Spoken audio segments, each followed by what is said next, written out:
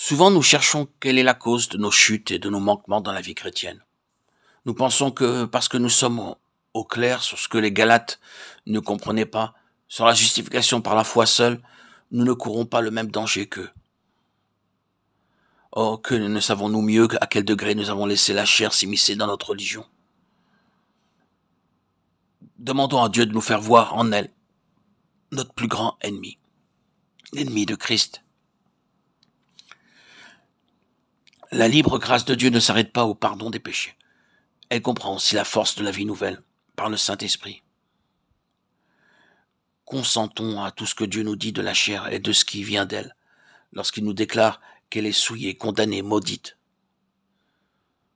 Ne redoutons rien autant que l'action secrète de notre chair. Disons avec la parole de Dieu, le bien n'habite point en moi. Romains 7, 18. L'affection de la chair est inimitié contre Dieu. Romains 8, 7. Demandons à Dieu de nous montrer que l'Esprit doit nous posséder tout entier, si nous voulons lui plaire en toutes choses. Croyons que si nous nous glorifions chaque jour de la croix, que si, par la prière et l'obéissance, nous voulons la chair à la mort de la croix, Christ recevra le sacrifice que nous lui faisons là, et que par sa divine puissance, il maintiendra en nous la vie de l'Esprit. Nous apprendrons alors non seulement à vivre par l'Esprit, mais vivre comme ceux qui ont été affranchis de la chair, après l'avoir crucifié, et nous marcherons réellement par l'Esprit. Dieu de bonté, je te prie de me faire comprendre tout ce que ta parole m'enseigne, quand elle me dit que je peux marcher par l'Esprit après avoir crucifié la chair, avec ses passions et ses convoitises.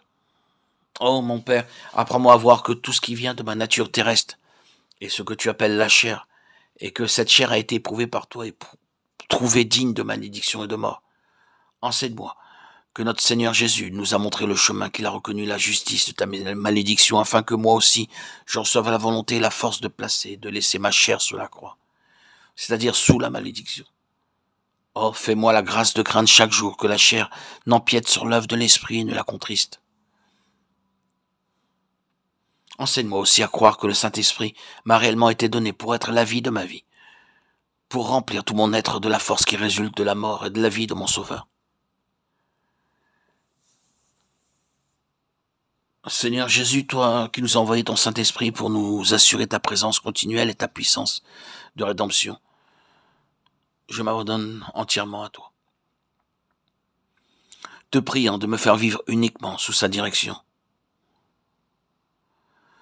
De tout mon cœur, je veux tenir ma chair pour crucifiée et maudite. Je consens très sérieusement à vivre de la vie d'un crucifié. Mon Sauveur, tu reçois ce que je te donne.